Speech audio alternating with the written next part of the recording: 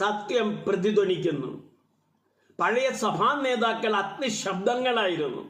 അവർ വിറയ്ക്കുന്ന നിലത്തു നിന്നു.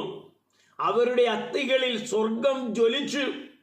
അവർ കണ്ണീരോടെ പ്രസംഗിച്ചു, ഞരക്കങ്ങളോടെ പ്രാർത്ഥിച്ചു. ഇരുട്ടിനെ ഇളക്കുന്ന ഒരു വിശുദ്ധ ഭയത്തോടെ അവർ നടന്നു.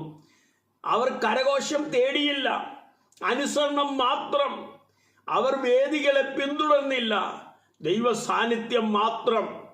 അവർ കൊത്തിയെടുത്ത പാതയിൽ അവരുടെ കാൽപ്പാടുകൾ ഇപ്പോഴും ചൂടാണ്. എന്നാൽ ഇത് കേൾക്കൂ, ദൈവം സ്ഥാപിതമായ സഭ മരിച്ചിട്ടില്ല. ഇപ്പോഴത്തെ സഭാ നേതൃത്വത്തിൻ്റെയും ദൈവജനങ്ങളുടെയും ചുമലിലാണ്. ഒരു ഉച്ചത്തിലുള്ള യുഗത്തിൽ, വേഗതയേറിയ യുഗത്തിൽ, ശ്രദ്ധാശൂന്യമായ ഒരു യുഗത്തിൽ, എന്നിട്ടും അതേ മാറ്റമില്ലാത്ത ദൈവത്തിൻ കീഴിൽ നിൽക്കാൻ വിളിക്കപ്പെട്ടിരിക്കുന്നു. ആത്മാവ് മന്ത്രിക്കുന്നു, ആത്മാവ് ഇടിമുഴക്കുന്നു. ജ്വാല മങ്ങാൻ അനുവദിക്കരുത്. ധൈര്യത്തോടെ എഴുന്നേൽക്കൂ, വിശുദ്ധിയോടെ സംസാരിക്കൂ, എളിമയോടെ നയിക്കൂ.